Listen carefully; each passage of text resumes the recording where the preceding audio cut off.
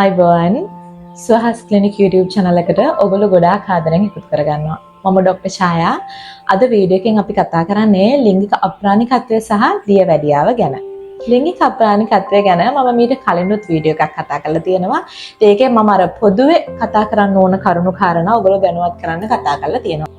ඉතින් ඇයි අද මම මේ විශේෂයෙන්ම ලිංගික අප්‍රාණිකත්වය සහ දියවැඩියාව ගැන කතා කරන්නේ? ඒ කියන්නේ මේ දෙකේම හරි සම්බන්ධයක් තියෙනවද? මේක ගැන දැනගන්න වීඩියෝ එක ඉවර වෙනකම්ම මාත් එක්ක නැඳී ඉන්න.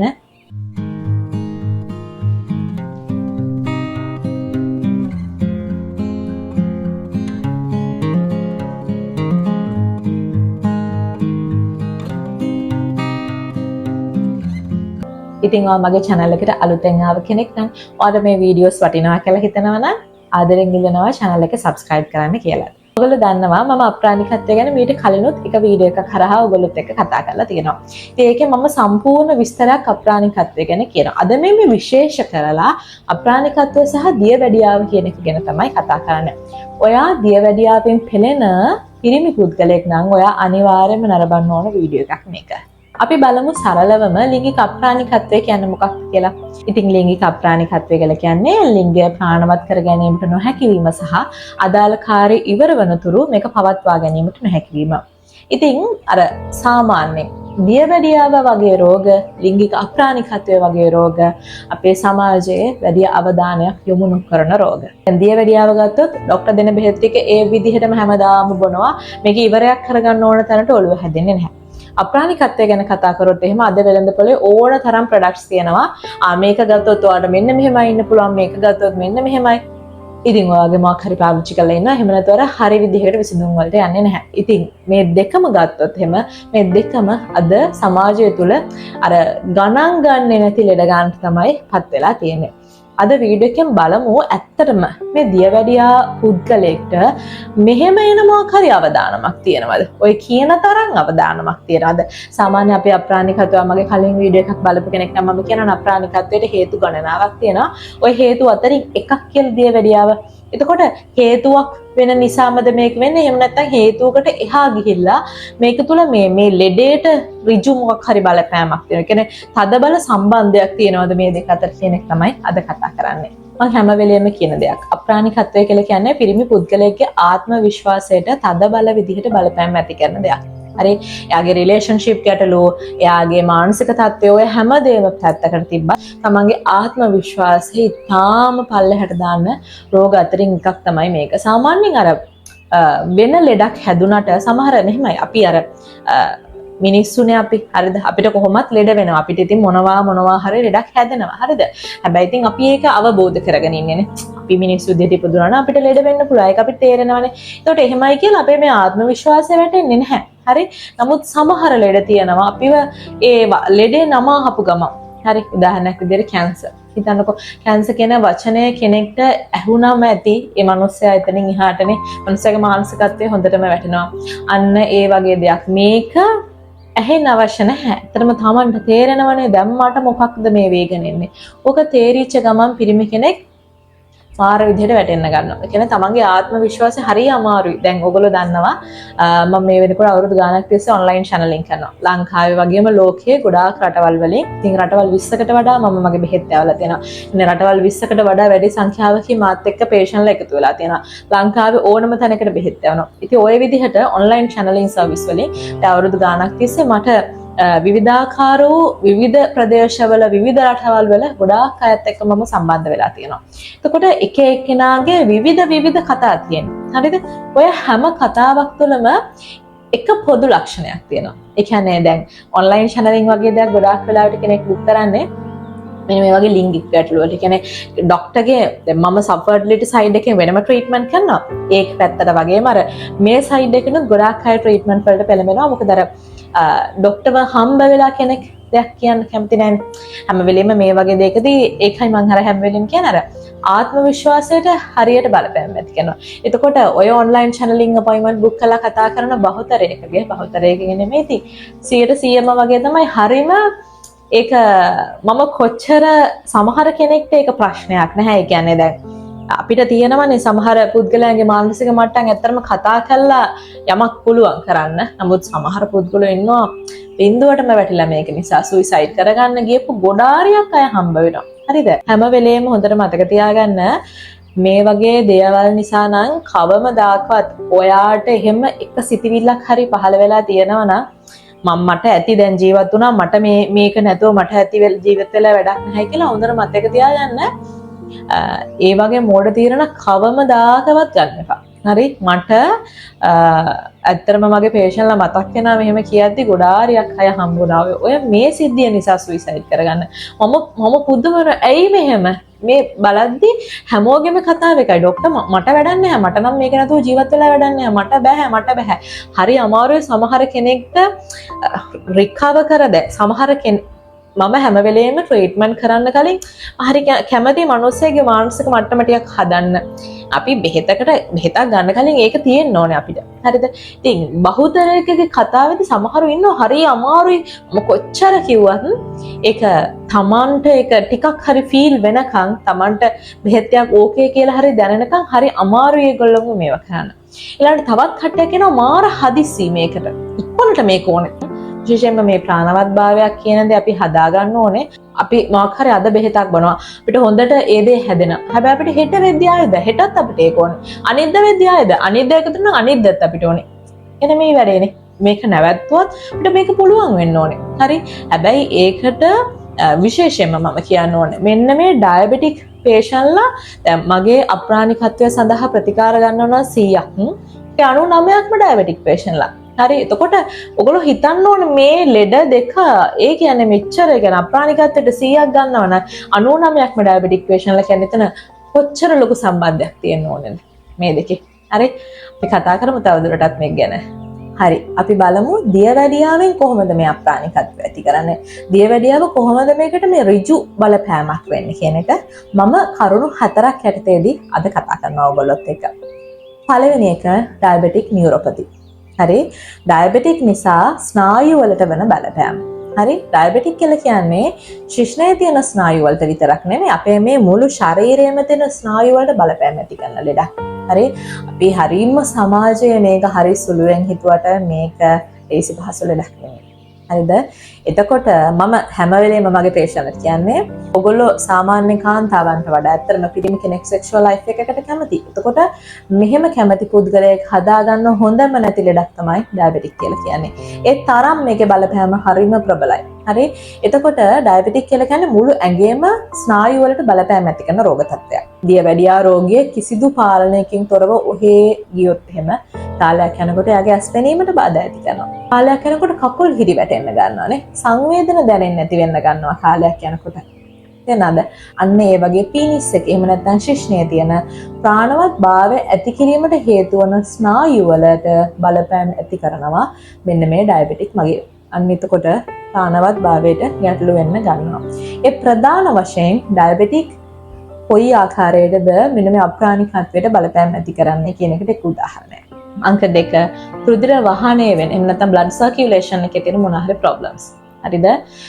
පීනිස් එක ඉරෙක්ට් වීමේ ශිෂ්ණය ප්‍රාණවත් වීමේ තියෙන මූලික අවශ්‍යතාවය තමයි ඊටාම හොඳ රුධිර සැපයීම. හරි? රුධිර ගමනාගමනයට බාධා ඇති කරන යමක් වේද අන්‍යම් හේතුවක් වේද ඒක නිසා අප්‍රාණිකත්වය ඇති වෙනවා. එතකොට රුධිරය අපේ ඇඟේ තියෙන ලේ තැන් වලට අරගෙන යන්නේ රුධිර කේශනාලිකා කියන ඒවා මගින්. හරිද? එතකොට මේ රුධිර කේශනාලිකා ඇතුලේ තමයි රුධිරය යන්නේ. ඔයගොල්ලන්ට තේරෙන උදාහරණයක් විදිහට කියනකො අපි වතුර දාන හෝස් එක ගන්නකො හෝස් එක ඇතුලේ අපේ වතුර යනවා. හරිද? දැන් ඔන්න ඔය යන වතුර හරි පිරිසිදු වතුර නම් කිසිම ප්‍රශ්නයක් නැහැ. කාලයක් හිතාම හොඳට හෝස් එක පාවිච්චි කරන්න පුළුවන්. හරිද? එතකොට අපි හිතන්නේ ඔය යන වතුර නිතරම හරි විදිහට ෆිල්ටර් වෙලා වතුර එන්නේ නැත්තම් හරිද පුළුවන් තරම් මඩ එතකොට මේකේ ජරාව කැලි බෑලි ඔය ඔක්කොම ඔය වතුර එනවා නම් ඔක්කොම ගිහින් හිර වෙන්න ගන්නවා. ඊපස්සේ වැඩන්නේ ඉතින් හෝස් එක ගන්න දෙයක් නැහැ ඊට පස්සේ. අන්න ඔය වගේ හිතන්නකෝ දැන් වාගේ රුධිර කේශනාලිකාවල අරන් යන රුධිරය මොනවාද තියෙන්නේ? සීනි ප්‍රමාණය වැඩි නේ. අන්න එතකොට ඒවා ඩැමේජ් කරනවා මෙන්න මේ blood vessels වලට. ඒ කියන්නේ රුධිර කේශනාලිකාවලට හානි වෙනවා. හරිද? ඉතින් අර මෙහෙමයි හැම වෙලේම අපේ කට්ටිය හිතනවට වඩා දේවල් අපිට පිටින් තුවාලයක් වුණොත් පේනවනේ. ඒක අපෝ මොකද්ද මට මේ තුවාලෙට වෙන්නේ කියන එක පේනවා. ඇඟ ඇතුලේ වෙන දෙයක් හැම වෙලේම අපිට පේන්නේ නැහැ. අපි ගොඩක් වෙලාවට සැලකිලිමත් වෙන්නේ අපිට ඇහැට පේන දෙයක් නම් විතරයි. අපිට දැන් ඒ කියන්නේ පිළිකාවල කතාවත් ඕකනේ. හරිද? දැන් ඔන්න මට ගෙඩියක් තියෙනවා මගේ ඇඟේ ඒක මට රිදෙනවා හැම වෙලේම. රිදෙනවා නම් ඉන්න බෑ. මට ඒක හරි කුපුරු ගහනවා වගේ වේදනාවක් දැනෙනවා මට රිදෙනවා නම් මම කොහොම හරි කියලා මේක හොඳ කරගන්න බලනවා. හැබැයි ඉතින් රිදෙන්නේ නැත්නම් හැමදාම ඉතින් දන්නවා මට මේ ගෙඩියක් දෙනවා කියලා. මේ ડોක්ටර් ඉතින් එච්චර ගණන් ගත්තේ නැහැනේ. ඉතින් ඕක ඉතින් හිතුවේ නැහැ. ඉතින් ඔහොම ගෙඩි ඉතින් නේද ඕවන්නේ කම්මේ හරියයි කියලා හිතුණා. තේනද? අපිට දැනෙනවා නම් විතරයි අපි ගණන් ගන්නෙ. ඒ ගැන අවධානයක් යොමු කරන්නේ. අන්න ඒ වගේ අපිට ලක්ෂණ ප්‍රකට කරන්න ගන්නේ ඒ අපි කාලයක් තිස්සේ කිසිදු පාලනයකින් තොර වූ හේදියවැඩියාව රෝගියෙක් විදිහට අපි ඒ අපේ කැමරාට වෙනස් කරගන්න තු ඒ විදිහටම යනවා. හැබැයි අපි අවුරුදු ගාණක් ගිහිල්ලානේ. ඉතින් අන්තිමටම අපිට අප්‍රාණිකත්වය වගේ විදිහට පෙන්වන්න ගන්නකොට අපි කලබල වෙනවා. අපි කලබල වෙලා අපිට ඉක්මනට බෙහෙත් ගන්නත් ඕනේ, ඉක්මනට හරියන්නත් ඕනේ මේක. අන්න එහෙමයි අපි හැදිලා තියෙන්නේ. හරිද? ඉතින් රුධිර කේශනාලිකාවලට ප්‍රබල වශයෙන් බලපෑම් වෙනවා දියවැඩියාව නිසා. අංක 3 හෝමෝනල් ඉම්බැලන්ස්. හරි? ශරීරයේ කාන්තා පිරිමි සියල්ලටම විශේෂිත හෝමෝන් තියෙනවා. ඔය අතරින් ටෙස්ටොස්ටෙරෝන් කියන හෝමෝන් එක පිරිමි කෙනෙක්ට හරිම වැදගත් හෝමෝන් එකක්. ඔයාලට ටෙස්ටොස්ටෙරෝන් හෝමෝන් එක ගැන ලොකු අයිඩියා එකක් නැත්නම් මම ඒක ගැන වෙනම වීඩියෝ එකක් කරලා තියෙනවා. ඒක අනිවාර්යෙන් ගිහින් බලන්න. ඉතින් දියවැඩියා රෝගියෙක්ගේ ටෙස්ටොස්ටෙරෝන් ලෙවල් එක ගොඩාක් වෙලාවට අඩුයි. හරිද?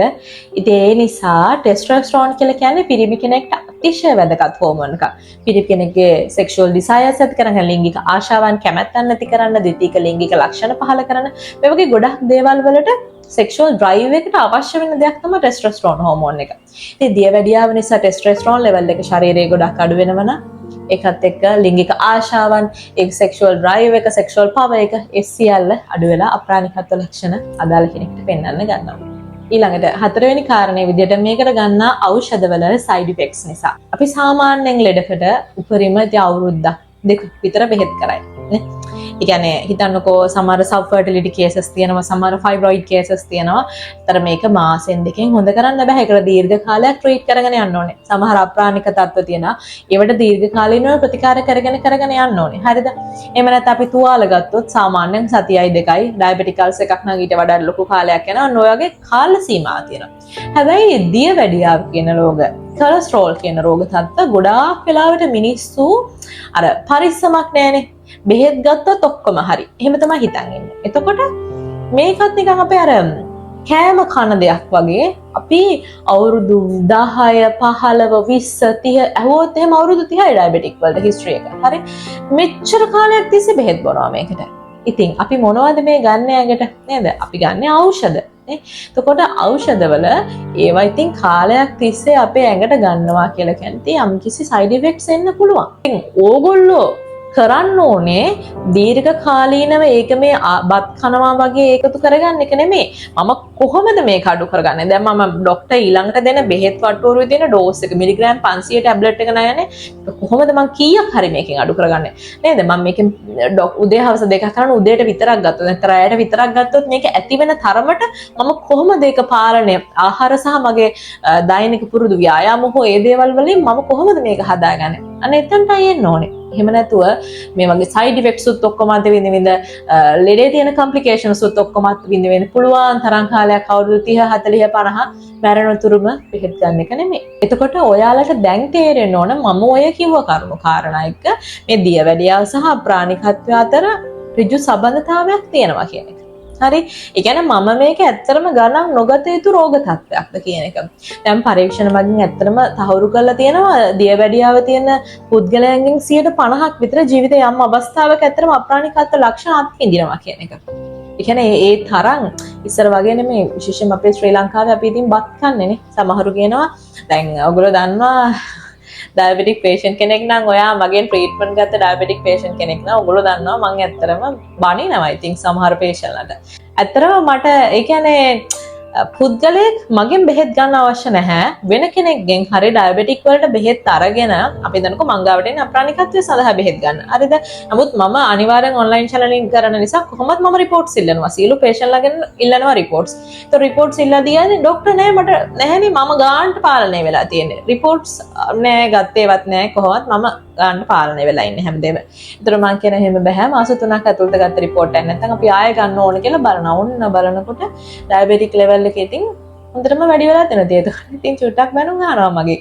ඉතින් අර මගෙන් බෙහෙත් ගත්තා හෝ නැත වෙන කෙනෙක්ගෙන් බෙහෙත් අරගෙන හරි ඇත්තට මෙයා රිපෝට් එක ලස්සනට අඩු කරගෙන තියනවා මට මාන සතුටුයි. මම එහෙම පේෂන්ට්ලාට කියලා දෙනවා. ඔයගොල්ලෝ කොහෙ ගිහින් හරි කමක් නැහැ. ඔයගොල්ලෝ මෙහෙම ඒ කියන්නේ මෙහෙම රිපෝට් එකක් මට පෙන්නද්දි ඇත්තටම මට හරි සතුටුයි. ඒ කියන්නේ සතුටුයි කියන්නේ මට තේරෙනවා මේ ලෙඩාට ඇත්තටම උවමනාවක් වෙනවා මේ ලෙඩේ හොඳ කරගන්න. නේ. එයා මනා කැපවීමක් තියෙනවා. පුදුම විදිහට ඒ වෙනුවෙන් මේවා වෙලා ඇත්තට මේ යගේ අඩු කරගන්න යා මහන්සි වෙලා තියෙනවා. ඉතින් එහෙම නැතුව මෙන්න මාස 6කට කලින් ගත්ත රිපෝට් එකේ ෆාස්ටිං 200 ගාණක් තියෙනවා. ඊට පස්සේ මාස 6කින් පස්සේ ගන්න රිපෝට් එකේ ෆාස්ටිං 300 ගාණක් තියෙනකොට ඉතින් ඇත්තටම දැන් මට ගොඩාක් අය එක්ස්කියුසස් කියනවා ડોක්ටර් අනේ මෙහිමයි අරක තිබුණා මේක තිබුණා මේ ෆන්ක්ෂන් එක තිබුණා මට මේ පාර්ටි එක තිබුණා. ඒ ඇත්තම කතාව ඕගොල්ලෝ මට එහෙම එක්ස්කියුසස් කියලා ඇති වැඩක් නැහැනේ. නේද? ඕගොල්ලෝ හැදෙන්නයි ඕනේ. ඒක හදා ගන්නයි ඕනේ. මම වෛද්‍යවරයෙක් විදිහට මට ඕගොල්ලෝට උපදෙස් දෙන්න පුළුවන් හැම වෙලෙම. ඒක කරන නොකරන එක ඔයාගේ වැඩක්. ඊළඟට ඔයාලට මේක කියන්න ඕනේ. ඔයා දැනට ඩයබටික් පේෂන්ට් කෙනෙක් නම් අවුරුදු ගාණක් තිස්සේ දියවැඩියාව තියෙන රෝගියෙක් නම් ඔයාට ඇත්තටම ඉස්සර තරම් ප්‍රාණවත් භාවයක් එන්නේ නැත්තම් ඔයාට අවශ්‍ය වෙලාවට ප්‍රාණවත් වෙන්නේ නැත්තම් ඔයාට අවශ්‍ය තරමට ඔයාගේ ෆන්ක්ෂන් එකේ ඒ අදාළ ප්‍රොසෙස් එක ඉවර වෙනකන් ඔයාට ඒක මේන්ටේන් කරගන්න බෑ නම් හරි ඉස්සර තරම් කිසිම හැඟීමක් එන්නේ නැත්තම් වීඩියෝ එකක් නෙමෙයි මොකක් බැලුවත් ඔයාට කිසිම ෆීල් එකක් එන්නේ නැත්තම් හරිද එහෙම නැත්තම් ඔයාට මේ එන ඉරෙක්ෂන් එක ප්‍රාණවත් වෙනවා නමුත් ඒක හරි ඉස්සර වගේ හાર્ඩ් ඩිරෙක්ෂන් එකක් නෙමෙයි හරි සොෆ්ට් ඩිරෙක්ෂන්ස් එන්නේ ඔන්න ඔය ලක්ෂණ තියෙනවා නම් ඔයගොල්ලෝ සැලකිලිමත් වෙන්න ඕනේ හරිද දැන් එතකොට සමහර පේෂන්ට්ලා කියනවා ડોක්ටර් මට එහෙම මේ වෙලාවේ සල්ලි නැහැ ඇත්තටම බෙහෙත් කරන්න මට මොකක් හරි කරන්න පුළුවන්ද කිසිම ප්‍රශ්නයක් නැහැ ඔයගොල්ලන්ට කරන්න තියෙන ඔයගොල්ලෝ හොඳට දියවැඩියාව පාලනය කරගන්න ඕනේ ඊළඟට ඔයාට නිතර විඩාබර ගතියක් එනවා නම් හරි නිතර පිපාසයක් එනවා නම් තොලකට වේලෙන ගතියක් එනවා නම් හරිද ඒ වගේම තමයි ඔයාට මුත්‍රා පිට කිරීමේ වරින් වර අවශ්‍යතාවයක් කරන විශේෂ රාත්‍රී කාලයේදී මේක වැඩි වගේ නම්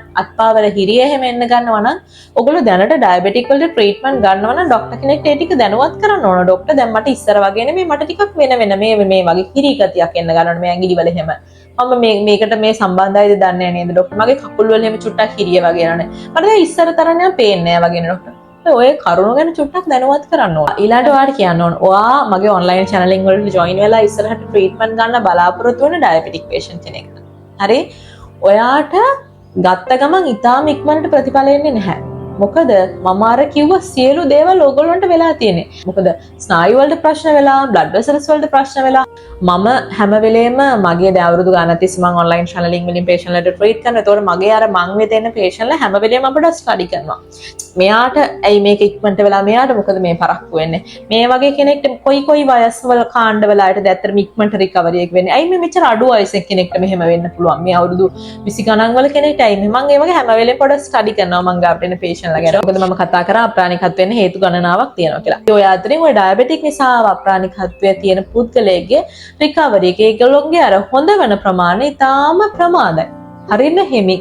ඒ හරිම හිමින් තමයි ඒගොල්ලෝගේ process එක ටික ටික සිද්ධ වෙන්නේ. හරි. ඉතින් මගෙන් බෙහෙත් ගත්ත කෙනෙක් නම් තාම ගන්න අතර ඉන්න කෙනෙක් නම් ඔයා මේ වීඩියෝ එක බලන්න ඔයගොල්ලෝ දන්නවා මම කියන හැම වෙලේම සීනි ගැන ඔයගොල්ලෝ සැලකිලිමත් වෙන්න ඕනේ. සීනි ගැන අතිශය පරිස්සමකට යන්න ඕනේ. ඉතින් කවුරු හරි කෙනෙක් ඒ කැම රටාව ඒ විදිහටම පවත්වාගෙන යනවා. හරිද? ඒ කැම ටිකේ ඔච්චර කාලයක් තමන්ට ඩයබටික් ඇති වෙන්න හේතු කාරණා වෙච්ච ඒ කැම ටික ඒ විදිහටම ගන්නවා. හරි? තුන් වේලම හොඳට ලොකු බත් පිඟන් කනවා. ඔයා කාලම ඔය හවස තේ වෙලාවට පොඩි ෂෝට් ඊට්ස් පොඩි කේක් කෑල්ලක් ඔය දේවල් ඔය විදිහටම කරගෙන ගිහිල්ලා බෙහෙත් ගත්තා කියලා ලොකු ප්‍රතිඵල බලාපොරොත්තු වෙන්න බෑ.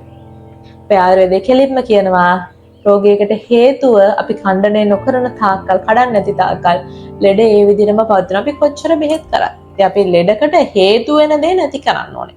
ඒකට හේතු වෙන්නේ ඔයාගේ මේ අනවශ්‍ය රුධිරයේ තියෙන සීනි ප්‍රමාණය නම් ඔයා දැනගන්න ඕනේ ඒක අඩු කරන විදිහට කටයුතු කරන්න. සමහර පේෂන්ට්ලා කියනවා ડોක්ටර් මම කන්ට්‍රෝල් එකේ යනවා මාර විදිහට කන්ට්‍රෝල් කන්ට්‍රෝල් එක යනවා කියන්නේ මේ බෙහෙත් බොනකොට කන්ට්‍රෝල් යනවා කියලා මම හැම වෙලේම පිළිගන්නේ කෙනෙක් මිලිග්‍රෑම් 500 බොනවා නම් උදේ හවස ඒක අඩු කරගන්නවා කියන එක. එයා ඒක කෑමෙන් කැප වෙලා අඩු කරගන්නවා. එහෙම නැතු අවුරුදු 10ක්ම මිලිග්‍රෑම් 500 උදේ හවස ගන්න එක නෙමෙයි කන්ට්‍රෝල් කියලා කියන්නේ මට අනුව. අපි හැමදාම බෙහෙතෙන්ම යපෙන්නේ නෙමෙයි. හරිද? ඔගොල්ලෝ මං කියන දේවල් වලට එකඟ වෙන්නත් පුළුවන් විරුද්ධ වෙන්නත් පුළුවන්. නමුත් මං හැම වෙලේම ආසයි මිනිස්සෙක් බෙහෙත් නැතුව ලෙඩ නැතුව හරි නිරෝගීව ඉන්න ඕනේ නේ. අපිට ලැබිච්ච මේ මනුස්ස ජීවිතේ අපි හරි නිරෝගීව ගත කරන්න ඕනේ. ගොඩාක් වෙලාවට අපිට වර්තමානයේ මේ ලෙඩ එන්නේ අපි කෑමෙන් බීමෙන්මනේ. අපිට ඇක්සිඩන්ට් එකක් වෙනකොට සමහර ඒවා වළක්ව ගන්න බෑ. මේවා මේ ඩයබටික් කොලෙස්ටරෝල් ඔබේසිටි මේවා හොඳට වළක්ව ගන්න පුළුවන් නේ අපිට. ඇයි අපිට බැරි අපේ කෑම ගැන හිතලා අපේ කෑම රටාව වෙනස් කරගෙන අපේ ජීවිතේ ප්ලෑන් තියනවානේ. අපි මෙන්න මේ අවුරුද්ද මෙන්න මේක අචීව් කරගන්න ඕනේ. මෙන්න මේ අවුරුද්ද මෙච්චර ගාණක් හොයන්න ඕනේ. මේ ප්ලෑන් වලට ඇයි අපි හෙල්ත් එක දාන්නේ නැත්තේ? මම මේ අවුරුද්දේ මේ ජූනි අගෝස්තු වගේ වෙනකොට මාස 5-6ක කාලය තුළ මෙන්න මෙච්චරක් මගේ සීනි මට්ටම අඩු කරගන්නවා. මම ඒක වෙනුවෙන් ජිම් යනවා, මම වර්ක්අවුට්ස් කරනවා, මම මොනවා හරි කරනවා, මම කෑම පාලනය කරගන්නවා, මම රැයට ලස්සන හොඳ ලයිට් ඩයට් එකකට යනවා. ඒ වගේ කොච්චර වෙනස් වෙන්න පුළුවන්ද අපිටනේ. ඒ නිසා හොඳට මතක තියාගන්නවා පිරිමි කෙනෙක් නම් ඔයාට මේ වෙනකොට ඩයබටික් තියෙනවා නම්. හරිද? ඉතින් ඩයබටික් නිසා ඔයාට ඉදිරියේදී අප්‍රාණිකත්ව තත්ත්වෙ වෙන්න පුළුවන්. ඔන්න ඔය කියන ලක්ෂණ එන්න පුළුවන්. හරිද? වහා සැලකිලිමත් වෙන්න. තමන්ගේ රුධිරයේ සීනි මට්ටම ගැන නිතර සැලකිලිමත් වෙන්න. තව එකක් මට මේ වෙලාවේ මතක් වුණා. මේ වගේ පේෂන්ට්ලා කිහිප දෙනෙක් හම්බ වෙච්ච නිසා මේ කතාවත් කියන්නේ මොකද මට හම්බ වෙන්නේ නැති කොච්චර පේෂන්ට්ලා ඉන්න පුළුවන්ද නේ. එතකොට ඒගොල්ලෝගේ කතාවත් මේගොල්ලෝගේ කතාවට සමාන නිසා මම මේක කියන්නේ. ඩොක්ටර් මේ ඔච්චර බෙහෙත් බොන්න මම කැමති නෑ. ඒ නිසා මම ඔය සීනි පෙත්ත නවත්තලා තියෙන්නේ. මං කියන very good. හරිම හොඳයි. ඩොක්ටර් කෙනෙක්ගෙන් අහලාද නැවැත්තුවේ? නෑ ඩොක්ටර් කෙනෙක්ගෙන් නම් අහලා නෙමෙයි ඩොක්ටර් නැවැත්තුවේ. මම මේ හිතලා නවත්තලා තියෙන්නේ. හරි. මං එතකොට අහනවා දැන් ඔයා මේ පෙත්ත මෙච්චර මිලිග්‍රෑම් ප්‍රමාණයක් ඔයාට ඩොක්ටර් රෙකමන්ඩ් කරලා තියෙනවා. දැන් ඔයා හිතුමනා අපිට මේක නවත්තලා තියෙනවනේ. හරි. වකුගඩු වලට හානි වෙනවා හෝ මොකක් හරි කියලා මේක නවත්තලා තියෙනවා. එතකොට ඔයාගේ කෑම ඉතාම හොඳට ඒ කියන්නේ පාලනය කරගෙන යනවද? එතකොට කියනවා ඔව් ඩොක්ටර් ප්‍රශ්නයක් නැහැ. පාලනය කරගෙන යනවා. මම එතකොට කියනවා ඔයා වරින් වර රිපෝට්ස් එහෙම අරගෙන චුට්ටක් චෙක් කරනවද? මම දැන් අපිට පේන දේවල් නෙමෙයිනේ ඇඟේ. දැන් හිතන්නකෝ ඔයා කලින් සීනි වලට බෙහෙත් ගත්ත කෙනෙක්. හැබැයි ඔයා නවත්තලා තියෙන බෙහෙත් ගන්න එක. එතකොට ඔයා චෙක් කරගෙන යන්න ඕන. අපිට පේන්නේ නෑ මගේ ඇත්තටම මම කැමෙන් මේක පාලනය වෙලාද තියෙන එක චෙක් කරගෙන යන්න ඕන. එතකොට හරි. අපි එහෙනම් HbA1c එකක් එහෙම බලමු කියලා ඔන්න බලනකොට ඔන්න ඉතින් අගයන් තියෙනවා හරිම අප්සෙට් ඊළඟට මට. මං ඉතින් ආනවා දැන් ඔය මෙහෙමද පාලනය වෙලා තියෙන්නේ. මෙහෙම ඕගොල්ලෝ දැන් හිතුමනා අපිට බෙහෙතුත් නවත්තලා මෙහෙම ගියොත් කොහෙන්ද නතර වෙන්නේ නේ? එහෙම වෙන්න එපා. හොඳට මතක තියාගන්න. හරිද? මම හැම වෙලේම මේ channel එක පටන් අරගෙන මට කාට හරි ලංකාවේ ලෝකේ කාට හරි ඉන්න මොනවාම හරි උපදේශයක් දෙන්න පුළුවන් නම් මම මේ channel එක හරහා දෙන්න කැමතියි. අතන මේකයි මම කියන්නේ. ඕගොල්ලෝ වෛද්‍යවරයෙක් මොකක් හරි බෙහෙතක් නියම කරා නම් ඒක ඔයා හිතුමනාපෙට නවත්තන්න එපා. එහෙම නවත්තන නම් අහන්න ඩොක්ටර්ගෙන්. ඩොක්ටර් ඇත්තටම මේ මට ටික ටික මේක අඩු කරන්න පුළුවන්ද? ඩොක්ටර් මම මේක මෙහෙම කෑමෙන් පාලනය වෙන්න. අපි චුට්ටක් මෙහෙම ඩෝස් එක පොඩ්ඩක් අඩු කරමුද? ප්‍රශ්නයක් නැද්ද? මම මේක වරින් වර චෙක් කරොත් ඩොක්ටර් ඒක ඕකේද? පොඩ්ඩක් කතා කරලා බලන්නනේ. එහෙම නැතුව හිතුමනාපෙට නවත්තන්න එපා. ඔයාලා දැනට මොනවාම හරි ලෙඩකට එහෙම දීර්ඝ කාලිනව අරගෙන නවත්තන නම් පොඩ්ඩක් වරින් වර හරි චෙක් කරලා බලන්න ඕනේ. මගේ මේ ඇත්තටම මේ ලෙවල් එක අඩුයිද කියන එක. එනවාද? එහෙම නැත්නම් අපි නොහිතන වෙලාවල් වලට නොහිතන බලපෑම් එන්න පුළුවන් එකපාරම. ඒ නිසා ඔය කිව්ව කරුණු කාරණා සියල්ල ගැන ඔයගොල්ලෝ අවධානය යොමු කරන්න. හරිද?